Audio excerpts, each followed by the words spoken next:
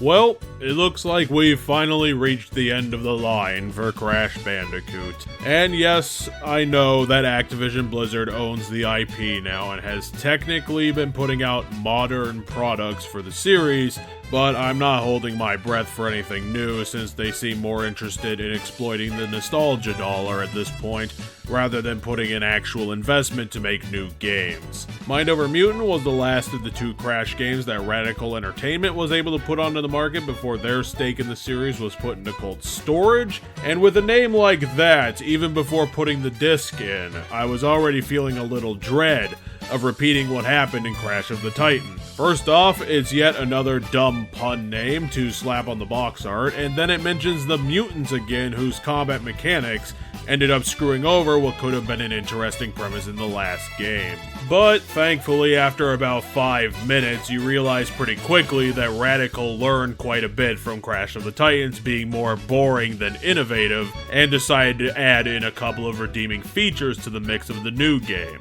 I spoke about this on a video from earlier in the series where I said Twinsanity was the second funniest one in the franchise, with all of its goofy jokes and weird stunts, and that's because Mind Over Mutant managed to construct a tighter story and the best comedy in comparison to that game. Mind does not mince words, and you get right into the funnies since they introduce you to the plot via cutscene, and it is a great laugh. It's got a great combination of goofballs to round out a game from the late 2000s. It's got puns, it's got sarcasm, it's got meta jokes, it's got nostalgic nods, and it's got so many cliched accents that the newcomer on the roster who redubs Embryo ends up surprisingly being the voice actor for the brain of Animaniacs fame. And it's all because the classic tradition is still here. Good writing, and they got all the voice actors back from the previous games. And that is a small marvel, since there was that small change in the tradition where Radical decided to bring back one of the original villains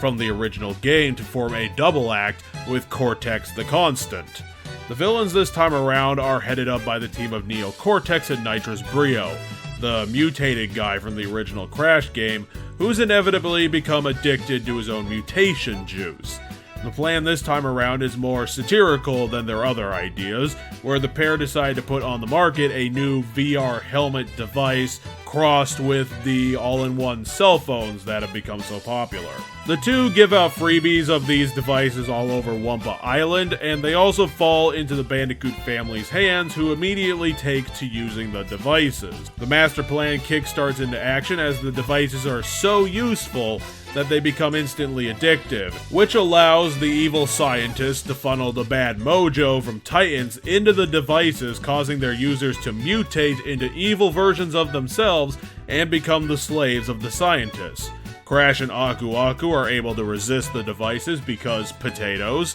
and begin their epic journey to save the world yet again.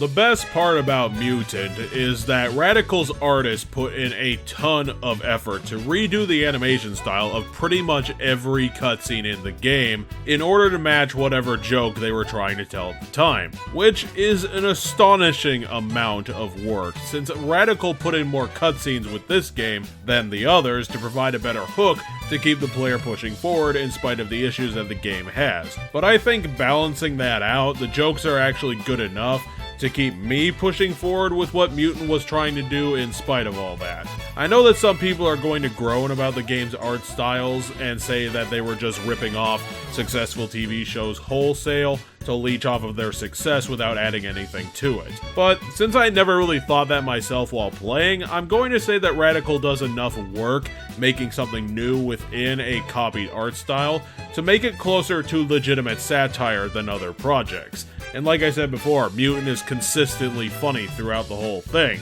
and that gives it a better chance to get slides than if the game was boring me to tears. I respect the sheer amount of work it must have taken for Radical deciding to not stick with a consistent art style anywhere in these cutscenes, since it forced them to put in so much extra work to fit the script to the visuals that it probably ended up making the game overall higher quality than Titans, because they had all these new creative ideas and they were just going to town and above and beyond what we actually expected them to do. Thankfully, I don't remember Radical bringing back the annoying people from Titans, especially their version of Tiny the Tiger, who made me want to mute the game whenever he appeared, which was once, and that was one too many. Engine's definitely in this one since he's always up for anything, but I don't think he's too bad this time around. This is a personal thing on the side, but I got really cringed up during the end of the game because Cortex decided to start force-feeding Uka Uka cake constantly in order to help them milk more bad mojo out of him due to the whole mass production plan needing all those resources that they could only get from him, and huge amounts of force-feeding just makes my skin crawl. It always has. So, while the story is rock solid and quite a good time throughout the game, they got good villains, they have good protagonists, and the in-between characters are pretty good as well, you can kinda see where the rest of this video is going. Yeah, surprising everybody, Radical didn't exactly fix their gameplay issues from Titans, and instead of tossing out the Titans formula of constant corridors and punching things, and replacing it with something tried and true, all it seemed Radical did was rip out the old idea and completely replace it with something else, and it has the same amount of problems as the old formula. From both games, I'm getting the impression that Radical probably just didn't have the talent of the more famous production houses, like the aforementioned Naughty Dog, because what Radical decided to do was getting away from making the game all combat and goes back to the idea that Twinsanity had and made an open world Crash game. But instead of recreating what Traveler's Tales did and make a seamless open world that had a slick progression that just funneled you through the areas that you needed to go, Radical's open world design has a ton of obstacles in the way of progressing and going through the fun. And the most maddening one of them all has painted on it in bright capital letters, backtracking. God, it has some of the worst backtracking I have seen in a long time, and this definitely did not need to be the case. Games have been starting to go open world around the mid-2000s, and some of them managed to be open world and also not completely waste your time with repeating stuff you're already playing. One of the absolute best examples being God of War, where you'd finish one of those big levels, get the power or the artifact that you need to progress, and then by the end, you'd find a new door that a couple seconds later would lead you straight to the beginning of the level or the place you needed to go after that. So you didn't actually have to walk completely backwards through everything you just did in order to progress through the game. And then Legend of Zelda from Awakening onwards just teleported you to the beginning of the dungeon after you finished it, because backtracking is almost always a giant annoyance and waste of time for the player. And that's exactly what's happening with this game. But the clearer reason why Mutant's backtracking is a particularly high annoyance is that the connecting pathways between the levels are very restrictive with how you are supposed to cross them, and there's usually only one way to go between, which makes it more annoying since the game design forces you to replay the same section to progress multiple times. Whereas in a game like Dark Souls, which is the only game that people can compare stuff to, that one allows you multiple paths to walk around the world, and it removes the annoyance since you are traveling in new ways to the same old places, and it ends up making traversal a whole lot faster on top of that, because you have these multiple ways where you can just figure out which one's the fastest. You aren't just restricted to going one way. However, the more obvious reason that the world traveling is annoying in Mutant is because Radical retained the monster control idea from Titans, but use their powers more for the platforming sections than actual fighting, and they are very clunky to use, to say the least. The mutants are still vulnerable to being killed by a bunch of crap, which requires you to go fight and grab another one from Titans, and Radical decided to make some of their powers more complicated to use, such as the rolling porcupine, which you have to use to generate momentum and get up a half pipe, which is more an art than a science. And then there's the psychic mutant who's got the health of a glass cannon, and the overcomplicated combat role of a dual shield specialist in Dark Souls. The Psychic's whole thing is levitating enemies and objects on the map, which you use in a bit to climb up a mountain and high walls, that I remember getting stuck on for the longest time because the Psychic Mutant is also not good at the whole platforming thing. So it's incredibly clunky to use, it has an amazingly annoying control scheme,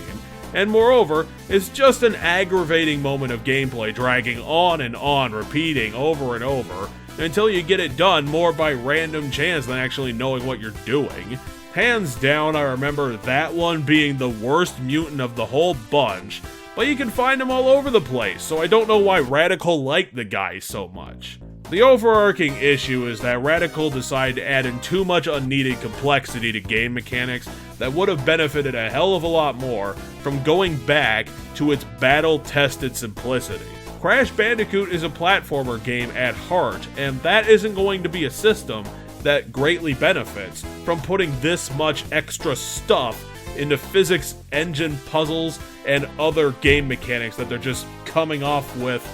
for the sake of innovation itself, and it completely falls on its own face. A smaller issue is that the objectives in the game don't make all that much sense either, and the connections between points A and B can be shaky at best. When you go to the school or you go to the factory in this game, I'm not actually 100% sure what we're doing there or what the plan we're following with Crash to try and stop the two science men from taking over the world actually is. And that vagary in the story makes it a lot harder to connect with the characters and completely wrecks the immersion, which is already taking a bunch of hits because of how many times I'm rolling my eyes being told I have to go back to the Crash Cortex robot for the third time in the game. However, while the reasons we're going to the levels aren't the clearest, once we actually get there, there is one thing that Radical does with the self-contained levels that actually makes them pretty cool, or at least a little better.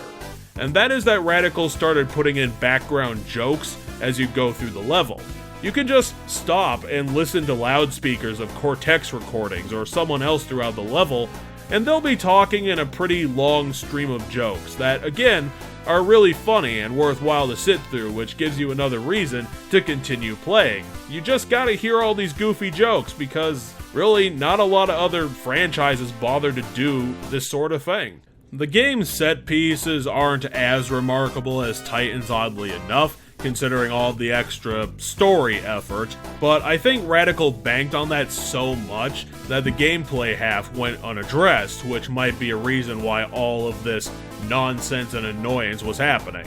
The game has less than 5 bosses, and even with that small of a rogues gallery, parts of the fights are flimsy with the bad integration of the mutant combat. The missing space of all those bosses not being there is filled with elaborate platforming puzzles, and it's pretty bad crapshoot on whether or not you'll get one that works as intended, or it just completely kicks your ass down the garden path. The game's story and comedy is some of the best this franchise has ever seen, which gets you progressing through it, but actually playing the game is mystifying. It's weird, odd, complex, annoying, badly designed, and overall incredibly bizarre. Unfortunately, I think that a brilliant game is under all the bad design decisions happening here, because Radical couldn't get off the fence on whether or not to embrace the Twinsanity model or cling on to its older ideas that it was adamant was the best thing ever, which equates the monster combat mechanics to the sticker combat mechanics of Paper Mario infamy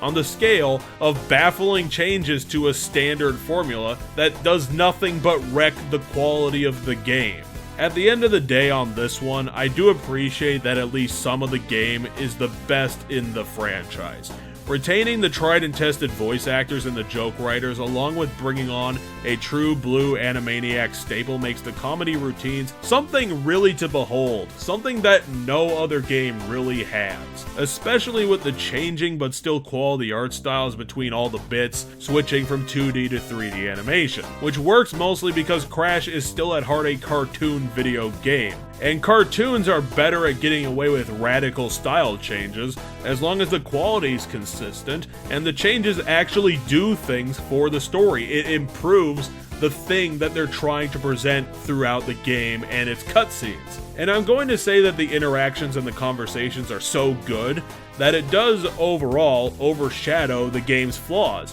but damn does this game have problems. It's an open world that adds back the irritating corridors of Crash of the Titans, a bunch of unnecessary and tedious backtracking, using badly designed powers of the monster combat to move back and forth, and it's all strung together with such flimsy quests and objectives that by the time you get to the new place, half the time you'd already forget what you were going there to do in the first place. And then there's the additional problem where the game is so segmented off from each other with its levels and its very restrictive map that it's honest to God kinda easy to get lost in where you're actually supposed to be going from the outset, which just makes everything worse. Radical added some new monsters to their roster and varied the challenges that require them throughout the game, but sticking to this idea was a bad shot on their part, since the complex nature of the monsters' abilities makes using them a big lag in the action,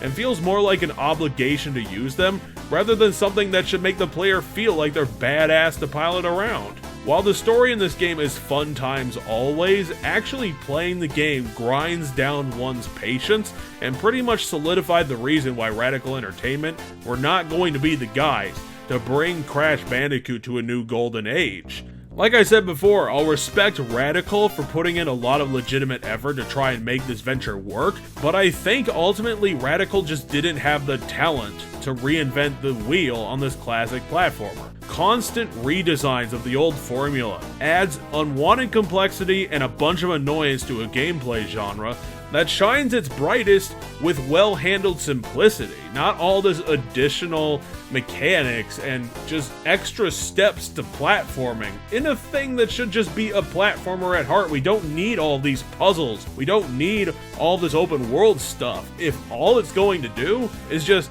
add in a bunch of pitfalls to having fun along the way. I would recommend this game to people if they can find it on the cheap and they're just looking for something to kill some time, or you are a dyed-in-the-wool platformer fanboy and you've already played everything else.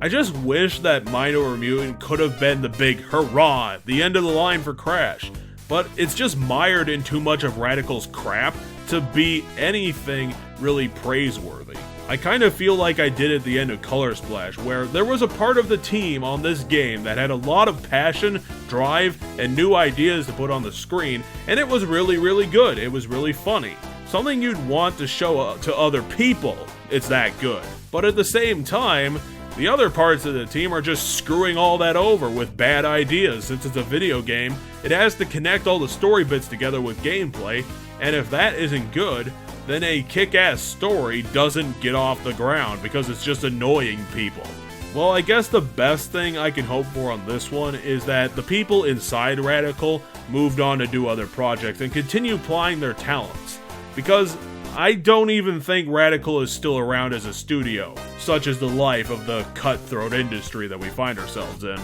Well, to finish off this longer video, we'll be putting up the final scores for Mind Over Mutant.